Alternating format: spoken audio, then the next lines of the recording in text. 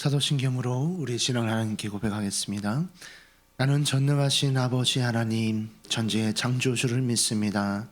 나는 그의 유일하신 아들 우리 주 예수 그리스도를 믿습니다. 그는 성령으로 잉태되어 동정녀 마리아에게서 나시고 본디오 빌라도에게 고난을 받아 십자가에 못 박혀 죽으시고 장사된 지 사흘 만에 죽은 자 가운데서 다시 살아나셨으며 하늘에 오르시어 전능하신 아버지 하나님 우편에 앉아 계시다가 거기로부터 살아있는 자와 죽은 자를 심판하러 오십니다. 나는 성령을 믿으며 거룩한 공교회와 성도의 교제와 죄를 용서받는 것과 몸의 부활과 영생을 믿습니다. 아멘. 우리 함께 찬송가 183장 우리 함께 찬양하시겠습니다. 찬송가 183장입니다.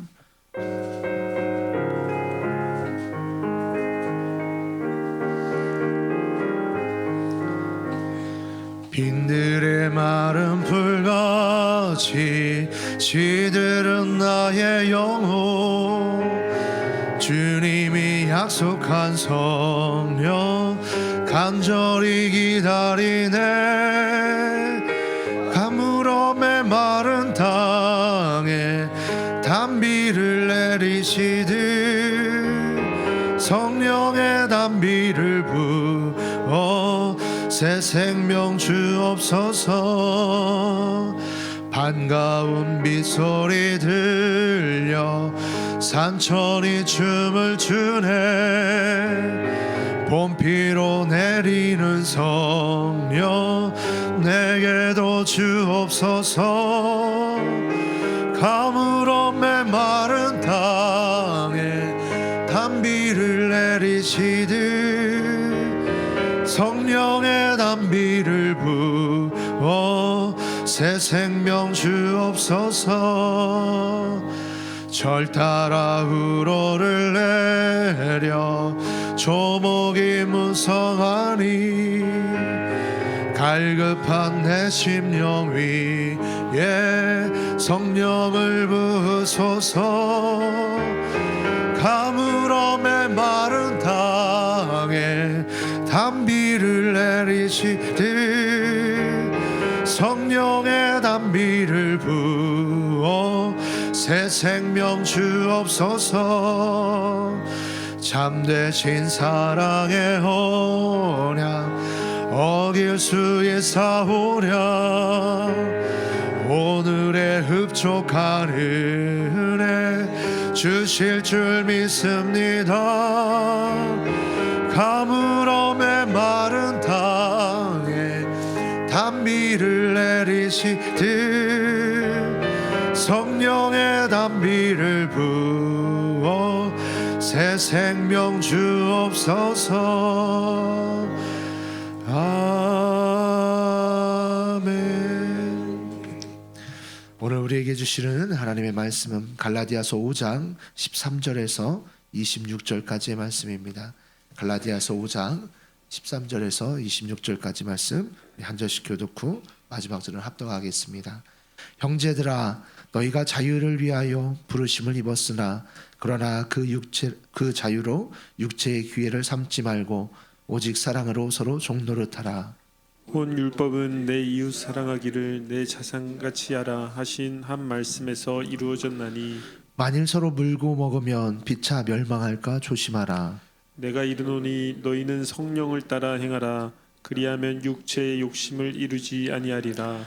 육체의 소욕은 성령을 거스르고 성령은 육체를 거스르나니 이 둘이 서로 대적하므로 너희가 원하는 것을 하지 못하게 하려 함이니라. 너희가 만일 성령의 인도하시는 바가 되면 율법 아래에 있지 아니하리라. 육체의 일은 분명하니 곧 음행과 더러운 것과 호색과 우상 숭배와 주술과 원수 맺는 것과 분쟁과 시기와 분냄과 당짓는 것과 분열함과 이단과 투기와 술 취함과 방탕함과 또 그와 같은 것들이라. 전에 너희에게 경계한 것 같이 경계하노니 이런 일을 하는 자들은 하나님의 나라를 유업으로 받지 못할 것이요 오직 성령의 열매는 사랑과 희락과 화평과 오래 참음과 자비와 양성과 충성과 온유와 절제니 이 같은 것을 금지할 법이 없느니라. 그리스도 예수의 사람들은 육체와 함께 그 정욕과 탐심을 십자가에 못 박았느니라. 만일 우리가 성령으로 살면 또한 성령으로 행할지니 헛된 영광을 구하여 서로 노엽게 하거나 서로 투기하지 말지니라. 아멘. 기도하겠습니다. 좋으신 아버지 하나님, 은혜를 감사합니다. 지난 간밤에도 저희들을 주님 품 안에서 편히 쉬게 해주시고 또 이 새벽에도 저희들을 주 앞에 인도해 주심을 감사합니다. 오늘도 저희들에게 새날 주시고 또 생명 주시고 건강 주셨는데 이 한 날도 주님과 더불어 동행하게 하시고 주를 기쁘시게 하는 한 날 되게 하여 주옵소서. 이 새벽에도 주님을 사모합니다. 말씀과 기도 가운데 저희들을 만나 주시며 주의 성령으로 충만케 하여 주옵소서. 이 새벽에도 주님께 감사의 예물과 또 일천번째 예물 그리고 주일 연금을 드립니다. 믿음으로 또 순종으로 감사함으로 드린 예물을 주님께서 기뻐 받으시고 약속하신 하늘의 복과 땅의 복으로 충만하게 채워 주옵소서. 주의 은혜로 종의 가정들을 형통하게 해주시고 그 자녀들을 축복하여 주옵소서. 예수님의 이름으로 축복하며 기도하옵나이다. 아멘. 이 새벽에도 주의 은혜와 축복이 함께 하시기를 축원합니다. 오늘 이 본문에 있는 갈라디아 말씀은 이제 굉장히 중요한 말씀입니다. 그런데 이제 쉽게 좀 이해하기가 어려울 수도 있는 말씀이라서 여러분들이 잘 묵상을 좀 해주시면 좋겠습니다. 이제 제가 새벽 설교는 뭐 주일날 설교처럼 이렇게 치밀하게 준비하는 게 아니기 때문에 여러분들에게 묵상할 수 있도록 여러분들에게 이렇게 가이드만 하는 것입니다. 여러분들이 또 여러분들의 생각을 묵상을 하셔야 도움이 될 수 있습니다. 우리가 이제 신앙생활하면서 가장 큰 이제 숙제가 뭐냐면은 율법주의와 복음의 관계입니다. 우리가 이제 그 율법주의의 대표적인 케이스가 바리새인들입니다. 예수님은 그 당시에 세리, 그 다음에 죄인, 창녀 이런 사람들을 만나도 한 번도 이 독사의 자식들아라고 말하신 적이 없습니다. 그런데 그 당시에 바리새인들을 향해서 주님께서 이 독사의 자식들아라고 얘기를 하셨어요. 이 얘기는 바리새인들이 그 당시에 세리와 창녀보다도 훨씬 더 악하다는 것입니다. 주님 보시기에 악하다는 것입니다. 근데 도덕 윤리적으로 보면 바리새인들은 훌륭한 사람들이에요. 도덕적으로 윤리적으로는 훌륭한 사람이에요. 그런데 주님이 그 은혜와 복음의 눈으로 봤을 때에는 가장 사악한 사람들입니다. 여러분 오늘날 우리 그 기독교가 특히 우리 한국 기독교가 많이 이제 혼란 가운데 빠진 이유가 이 율법주의와 복음주의의 혼란이 이 사도 바울 시대에도 있었는데 지금도 여전히 오늘 우리 시대에 있기 때문입니다. 여러분들 스스로가 율법주의와 복음을 구분할 수 있겠습니까? 여러분 자신에게 한번 생각해. 내가 율법주의에 빠졌는지 내가 복음적으로 살아가고 있는지 이 차이를 내가 구분할 수 있는가? 이걸 내가 한번 생각을 한번 해보셔야 됩니다. 그래서 이 갈라디아서는 신앙생활을 잘하던 그 갈라디아 교인들이 거짓 선생들한테 속아서 율법주의에 빠짐으로써 생긴 문제들이에요. 그래서 그것으로부터 그들의 믿음을 바로 세워주기 위해서 쓰여진 것이 갈라디아서입니다. 이제 오늘 말씀도 이제 거기에 대해서 이제 잘 소개가 되어 있는 것입니다. 먼저 이제 13절에 이렇게 얘기합니다. 형제들아 너희가 자유를 위하여 부르심을 입었으나 그랬습니다. 그렇죠? 여러분 예수 믿는 사람은 종에서 아들이 된 것입니다. 그래서 율법에 있을 때에는 종이었죠. 그런데 이제 복음으로는 우리가 구원받아서 하나님의 자녀가 된 것입니다. 그러면 종과 죄송합니다. 종과 아들의 차이가 뭐겠습니까? 가장 큰 차가 자유예요. 자유입니다. 이제 저희 목사님들 자녀들 가운데 가장 저를 만만하게 보는 사람이 누구냐면은 우찬입니다. 우리 이용주 목사님 아들 우찬인데 제 방에 함부로 들어오질 않아요. 아무도. 근데 벌컥 제 방에 문을 들고 들어오니까 우참입니다. 쑥대서 목사님 과자 주세요. 걔는 저를 어려워하지 않아요. 어려워하지 않습니다. 예. 다른 사람들은 저를 어려워한다는 얘기죠. 다른 사람은 그러니까 안 친하다는 뜻입니다. 여러분 종과 아들의 차이가 이거예요. 예. 신앙생활하면서 종은 율법주의를 살아가는 사람은 실패에 대한 두려움이 있습니다. 우리가 신앙생활하면서 완벽할 수 없어요. 나는 말씀대로 살고 하나님을 기쁘시게 하고 신앙생활 하려고 하지만 하다 보면은 우리 연약한 거예요. 넘어지고 실패하고 그렇습니다. 근데 이런 순간이 왔을 때 종은 긴장합니다. 왜냐면 혼날지 모르잖아요. 벌 받을지 모르잖아요. 이것 때문에 주인하고 나와의 관계가 끊어질지 모르는 거예요. 그러니까 긴장을 하는 것이죠. 근데 아들은요, 안 긴장합니다. 잘못해놓고 또 뻔뻔합니다. 뻔뻔해. 제가 우리 아들한테 은혜 받은 게 그거예요. 우리 아들이 한참 고등학교 때 방황하고 철이 없을 때 밥을 먹고 있는데 성적표를 좀 들이밀었어요. 눈치코치도 없지. 딱 보니까 성적이 빵점 이렇게 해놨어요. 스트레스 받았지만 제가 이제 부모 사인을 해줬어요. 그랬으면 아버지 기분은 좀 알아야 될 거 아니에요. 밥 먹고 먼저 벌떡이라더니 아빠 돈 주세요? 그러는 거. 뭐 하려고 그랬더니까는 PC방 가려고.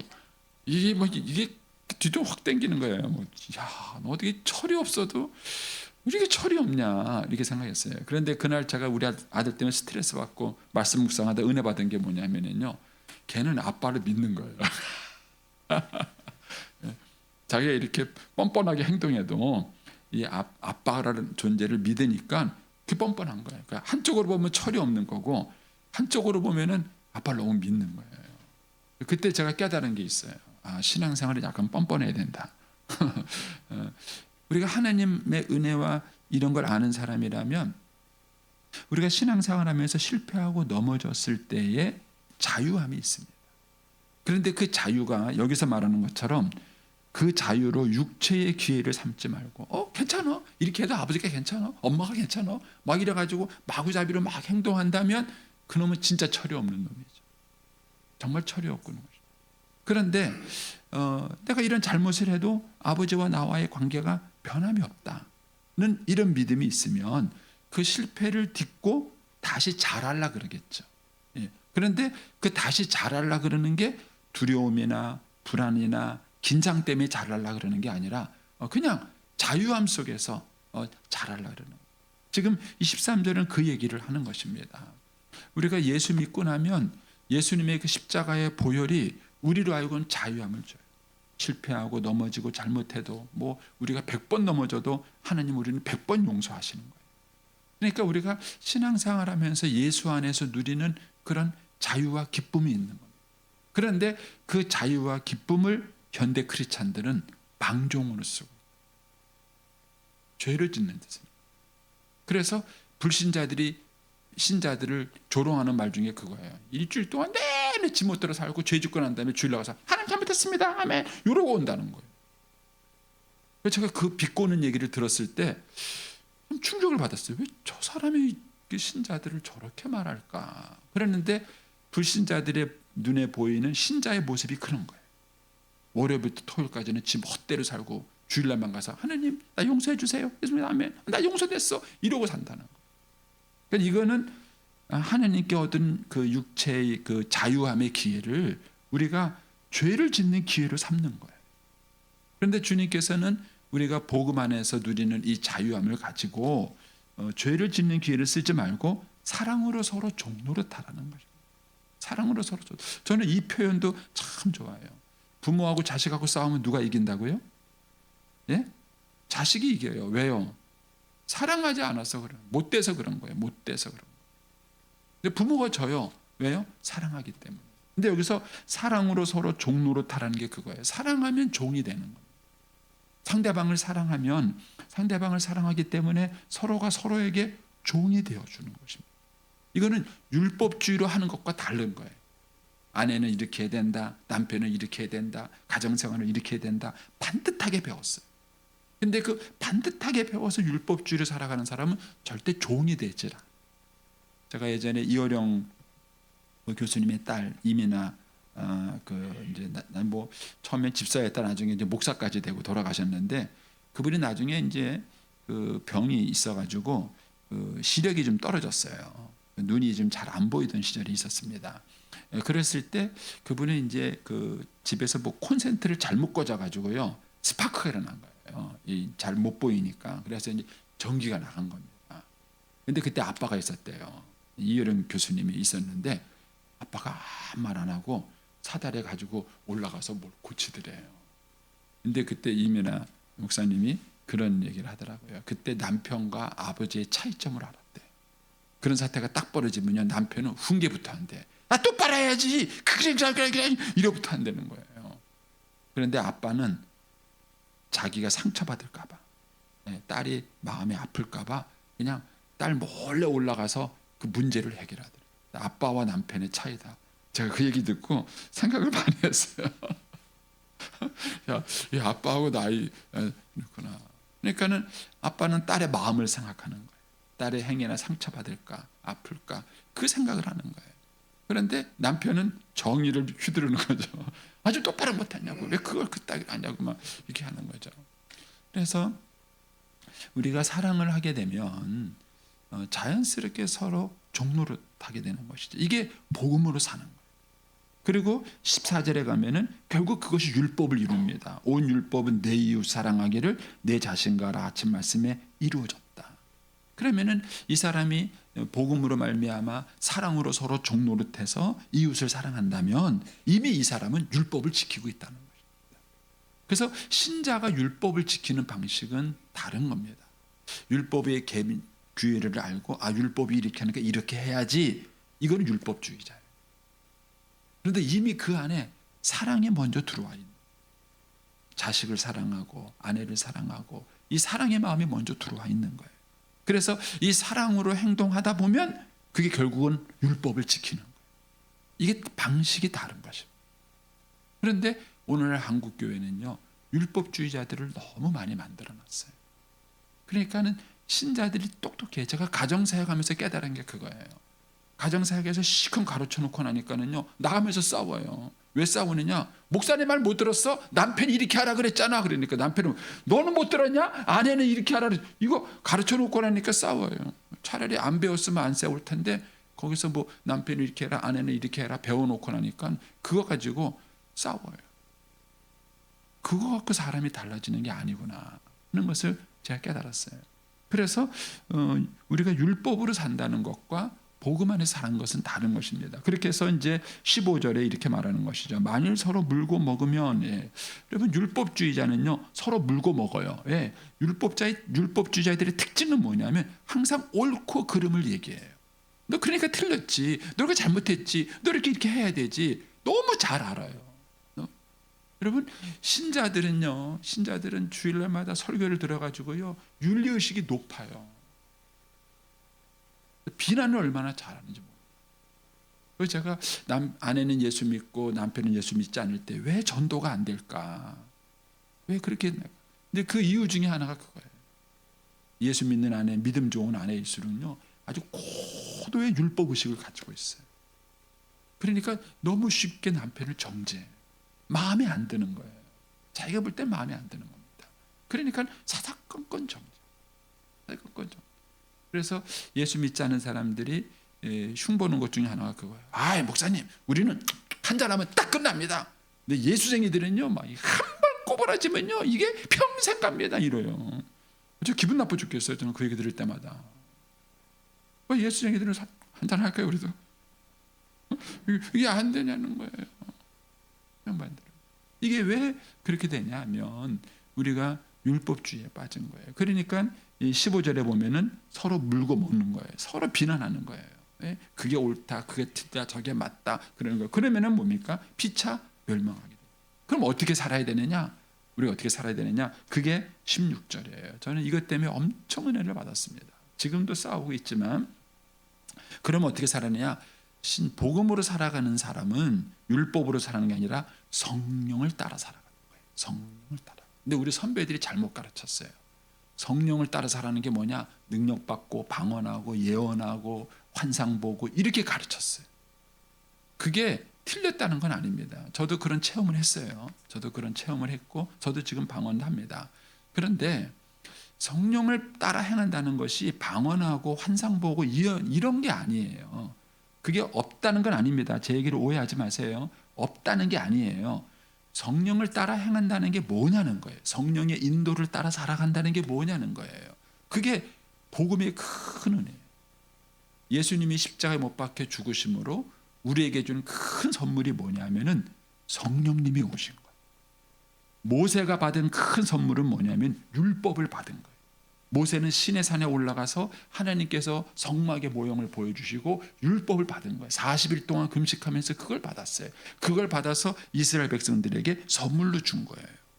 그런데 예수님은 그 십자가 위에서 뭘 우리에게 선물로 주셨냐면은 성령님을 선물로 주신 거예요. 그러면 그 성령님을 선물로 받았다는 게 뭐냐? 거기 보면은 16절에 내가 이르노니 너희는 성령을 따라 행하라. 그리하면 육체의 욕심을 이루지 아니하리라. 여러분 우리 안에는 육체의 욕심이 있어요. 그런데 이거를 이길 수 있는 방법은 뭐냐? 성령을 따라 살면은 육체의 욕심은 저절로 이기는 거예요. 왜냐하면은 17절에 가면은 육체의 소욕은 성령을 거스리고 성령은 육체를, 이 둘은 서로 부딪혀요. 같이 있을 수 없는 거예요. 그러니까 성령님을 따라 행하다 보면은 반드시 육체의 욕심을 극복할 수 있게 되는 거예요. 내가 누구를 미워하지 말아야지 이래가지고 안 미워하는 게 아니라는 거예요. 그냥 성령님을 따라 살아가다 보면은 이쪽 부정적인 감정이 저절로 해결되는 거예요. 저절로. 그래서 우리가 성령의 소욕을 따라 살아가는 자. 그러면 이렇게 설명하면 또 여러분들이 헷갈리세요. 그냥 제가 쉽게 이렇게 설명을 해볼게요. 이런 겁니다. 어떤 상황이 딱 왔을 때 율법주의자들은 말씀을 먼저 생각해요. 율법을 먼저 생각합니다. 사랑하라 그랬지, 용서하라 그랬지, 미워하라 그랬지, 이렇게 살아가는 거예요. 지식에 의해서 움직이는 거예요. 그러나 성령을 따라 살아가면요, 성령님이 그때그때 해주시는 말씀이 있어요. 말씀이 있습니다. 저도 이걸 깨닫는데 시간이 많이 걸렸어요. 그래서 여러분 거듭난 신자 안에는 다 성령님이 계셔요. 그런데 여러분이 그 성령님과 대화하는 법을 익히셔야 돼요. 그래서 무슨 상황이 벌어졌을 때 성령님 내가 어떻게 하길 원하세요? 그리고 반드시 성령님은 그때 얘기하세요. 근데 우리가 못 듣습니다. 못 들을 뿐이지 성령님이 반드시 우리에게 얘기하세요. 자, 제가 저희 어머님하고 갈등을 빚었어요. 그러면 성령님은 저한테 얘기하셔요. 제가 기도 많이 했어요. 하나님, 우리 엄마가 그냥 벽 보고 얘기하는 것 같아요. 벽 보고 얘기하는 것 같아요. 우리 엄마가 좀 이만큼만 좀 바꿔주세요. 끝까지 응답 안 해주셨어요. 왜냐하면 하나님이 네가 바꿔라. 네가 바꿔라. 그래서 이제 제가 아내와의 갈등이 있을 때도 마찬가지였어요. 도대체 좀 달라지는 게 없습니다. 막 그러면은요, 성령님이 뭐라 하냐면 너는 나한테 더했다 그러시는 거예요. 너는 나한테 더했다. 그러면 성령님께서는 우리 안에 내주하셔서 늘 어떤 상황이 벌어졌을 때 그 상황에 대해서 성령님은 반드시 우리에게 얘기를 해주십니다. 그런데 문제는 우리가 그 성령님의 얘기를 듣고 반응하는 훈련이 안 된 거예요. 왜냐하면 우리 안에는 성령의 음성이 있습니다. 우리 안에 들리는 음성 중에 성령, 그 두 번째는 내 욕심의 음성, 여기 육체의 소욕이라고 그랬죠. 내 욕심의 음성이 있습니다. 그리고 세 번째는 뭐냐면은 마귀가 가룟 유다의 마음에 예수를 팔려는 생각을 넣었더라. 마귀가 주는 생각이 있어요. 그래서 어떤 상황이 벌어졌을 때 우리에게 떠오르는 생각은 세 가지예요. 성령님이 주시는 생각, 내 욕심, 그리고 또 하나는 마귀가 주는 생각. 그러면 이 중에서 우리가 변별력을 키워야 돼요. 이게 어려운 거예요. 이 변별력을 키우기 위해서 이렇게 얘기를 하는 거예요. 자, 보세요. 거기 17절 다시 한번 보십시오. 육체의 소욕은 성령을 거스리고 성령은 육체를 거스려서 이들이 서로 대적함으로 너희가 원하는 것, 즉 육체의 욕심을 이루지 못하게 하려 함이라, 이렇게 말한 거예요. 그러면 이것을 어떻게 구분하는가? 그것 때문에 19절 얘기한 겁니다. 육체의 일은 분명하니 곧 음행과 더러운 것과 호색과 쭉쭉쭉 해서 21절에 나오는 거예요. 그리고 22절에 가서 성령의 열매는 사랑과 희락과 이런 거. 자, 그럼 이겁니다. 제가 이제 어떤 상황이 딱 벌어졌어요. 벌어졌는데 내 안에 어떤 생각이 났어요. 그래서 나는 이게 성령님이 주신 생각이라고 생각해서 순종해서 나갔어요. 그런데 맺혀진 결과가 19절에서 21절에 나온 결과가 나온다면 그건 성령의 음성이 아닌 거예요. 내가 잘못 들은 거예요. 그런데 어떤 상황이 왔을 때 내가 어떤 생각이 떠오르고 또 성령님 나한테 말씀하셨어요. 근데 거기 순종을 했어요. 하고 난 결과 22절, 23절에 열매가 맺어졌어요. 그러면 그건 성령님의 인도예요. 따라서 이거는 시행착오가 필수예요. 내가 살아가면서 내 안에 육체의 욕심도 있고 성령의 욕심이 있기 때문에 이 변별력을 기르기가 쉽지 않아요. 근데 이거는 부딪히는 수밖에 없습니다. 자, 예를 들어서 이런 겁니다. 엄마가 애한테 교육을 시켜요.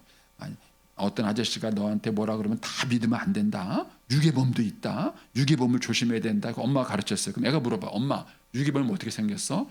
눈이 무리무리하게 생기고 얼굴은 험악하게 생기고 이랬을까요? 아무리 설명해줘도 그 아이한테 유괴범을 가르쳐 줄 수 없습니다. 어떻게 가르칠까요? 그 아이가 커서 변별력을 기르는 수밖에 없어요. 변별력을 기르는 수밖에 없어요. 여러분, 성령의 인도를 따라 살아가는 것도 마찬가지예요. 우리가 신앙생활을 하다 보면은 실패를 거듭합니다. 그 실패할 수 있는 자유함을 줬다는 게 아까 말한 13절이에요. 종은 실패할 때마다 두려워요. 그러나 신자는 두렵지 않아요. 실패해도 하나님이 기다려주세요. 넘어지는 걸 기다려주시고 참아주세요. 그래서 우리가 예수 안에서는 자유함이 있는 거예요. 그런데 그 자유함이 육체의 기회가 아니라 내가 이 사람을 사랑하는 기회예요. 그래서 성령의 인도를 따라 살아가게 되면은 반드시 그 사람은 시간이 지나면 지날수록 예수님 닮는 쪽으로 반드시 바꿔지게 돼요. 그리고 그 과정에는 우리가 실수를 하는 거예요. 실수도 하고 넘어지기도 하고 잘못하기도 하는 겁니다. 그것을 변별해 주는 게 뭐냐? 육체의 일을 하는 거예요. 그래서 내가 어떤 일, 제가 어떤 이제 음성을 듣고 제가 반응을 했어요. 그러는데 자 20절 보세요. 20절에 보면은 우상 숭배와 주술과 그다음 뭐죠? 원수 맺는 것, 분쟁, 시기, 분냄, 당짓는 것. 만약에 이런 쪽으로 가고 있다면 그건 성령의 음성이야. 두고 보자. 네가 먼저 나한테 사과하기 전에는 내가 너한테 사과 하나 두고 보자 하면서 제가 아내하고 자존심 싸움을 해요. 성령의 음성일까요? 아니에요. 계속 가면은요. 아내하고 저하고 담쌓는 거죠. 그건 성령의 음성이 아닌 거예요. 그건 내 안에 있는 육체의 소욕일 뿐인 거예요. 성령의 음성은 뭐예요? 네가 먼저 사과해. 내가 뭐 잘못한 거 있습니까? 내가 왜 사과해야 됩니까? 성령님 뭐라 그러면 난 내가 잘못해서 십자가 졌냐? 그럼 이게 말씀보다 율법보다 훨씬 충격적으로 다가와요. 그럼 너는 내가 잘못해갖고 먼저 십자가 졌냐? 아니잖아요. 성령님은 우리에게 그런 깨달음을 주시고 그런 가르침을 주세요. 그래서 성령님은 생각보다 아주 실제적이고 구체적이세요.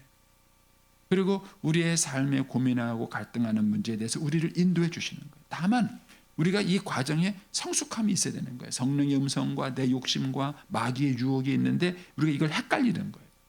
이 헷갈림을 벗어나서 변별력을 키워야 되는 것을 성숙이라 그러는 거예요.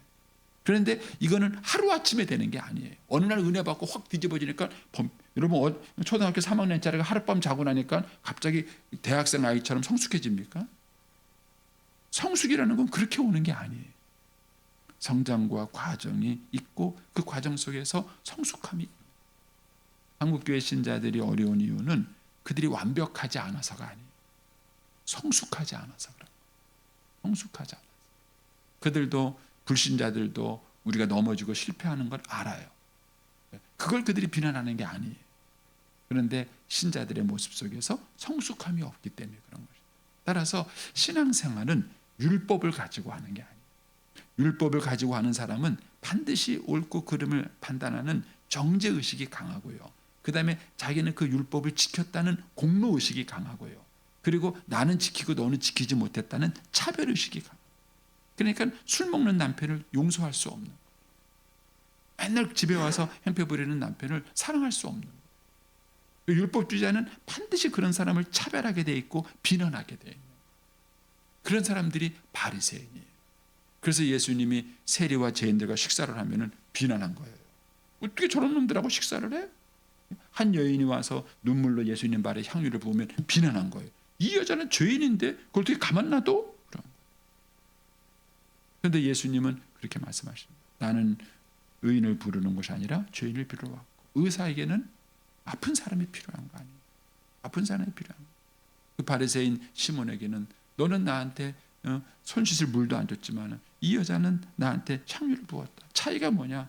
이 여자가 나를 더 많이 사랑하기 때문에. 그래서 여러분과 제가 성령으로 살아가는 법을 배우셔야 돼요. 네, 나중에 또 제가 기회가 되면 성령님에 대해서 제가 한번 설교를 하겠습니다. 그런데 성령 충만하다는 게 뭔가, 또 우리가 성령에 따라, 여기서 말하는 그 16절에 내가 이르노니 너희는 성령을 따라 행하라. 그리고 18절에 가면은 너희가 만일 성령의 인도하시는 바가 되면, 이게 뭐예요? 성령을 따라 행하라. 성령의 인도하시는 바가 되면, 이거를 우리는 맨날 환상 보고 예언 듣고 미래에 무슨 일이 일어나는가 알아맞히고 점쟁이처럼 그렇게 우리는 성령님을 배운 거예요. 무당적으로 배운 거예요. 근데 성령님은 그런 게 아니에요. 우리의 삶 속에 매번의 모든 관계 속에서 우리를 인도해 주세요. 어떻게 살아가는 것인지, 하나님을 기쁘시게 하는 건지, 어떻게 살아가는 것이 주께서 원하시는 것인지, 그거예요. 그리고 그것이 바로 이제 13절, 14절을 이루는 방법인 거예요. 우리가 서로 사랑으로 종로로 타게 되고 결국 궁극적으로는 율법을 지키게 되는 것입니다. 이 얘기를 해주는 거죠. 그래서 24절로 가보십시오. 24절에 가면은 그리스도 예수의 사람들, 뭐죠? 예수 믿는 사람들, 거듭난 사람들, 구원한 사람들. 그 사람은 어떤 사람이다? 육체와 함께 그 정과 욕심, 탐심을 십자가에 못 박은 사람. 이게 정말 예수쟁이에요. 이거를 못 박았기 때문에 이걸로 살지 않고 이제는 뭐예요? 성령님으로 살아가는 거예요. 근데 예수 믿지 않은 사람들은 그 정욕과 탐심으로 살아가는 거예요. 이게 다른 것입니다. 그래서 25절에 만일 우리가 성령으로 살면 성령으로 행할지니, 말이 약간 이상하잖아요. 이건 그거예요. 우리가 정말 거듭난 사람이라면, 그래서 우리 성령님의 역사로 우리가 거듭나서 체험되고 우리 안에 성령님이 계시다면, 그렇다면 그 사람은 성령으로 행하는, 성령을 따라 살아가는 그런 사람이에요. 그럼 뭐가 달라집니까? 26절에 헛된 영광을 구하지 않습니다. 여러분, 불신자들은요 반드시 자기가 수고한 대가를 요구하게 돼 있어요. 내가 이만큼 고생했다. 반드시 그 대가를 요구하게 돼 있어요. 왜냐하면 그것이 율법주의의 특징이에요. 내가 이만큼 지켰다. 그래서 바리새인은 그렇게, 하나님 내가 일에 2번씩 금식 기도하고 저 세리와도 같지 않아다. 나는 도둑질하지 아니하고 살인하지 않아. 이렇게 하는 거예요. 자기가 한 것에 대한 엄청난 자랑을 얘기하는 거예요. 그러나 그것 때문에 헛된 영광을 구합니다. 그런데 복음은 그렇지 않습니다. 복음은 우리가 하나님의 은혜로 구원받아 지금도 은혜로 말미암아 살아가고 있고, 여전히 그 은혜가 나를 존재하게 한다는 걸 알기 때문에 늘 그 마음속에 빚진 자의 마음이 있는 것이죠. 그래서 26절에 보면은 헛된 영광을 구하니까 서로 노하게 돼요. 그 너만 잘했냐? 너 혼자 수고했냐? 네가 잘냈냐? 싸울 수밖에 없어요. 필연적으로 싸울 수밖에 없어요. 그런데 우리가 헛된 영광이 아니라 참된 영광, 하나님의 영광과 의를 구한다면 우리가 필요로 하는 하나님의 사랑, 또 하나님의 우리를 축복하시고 우리를 존귀하게 여기시는 그 은혜를 이미 우리는 누릴 수 있는 것입니다. 그래서 이런 부분들을 한번 여러분 묵상을 한번 해보시고, 우리가 성령을 따라 살아가고 있는가, 오늘도 성령님의 그 인도를 따라서 신앙생활을 하는가 하는 것들을 한번 묵상해 보시기 바랍니다. 기도하겠습니다. 오늘은 29일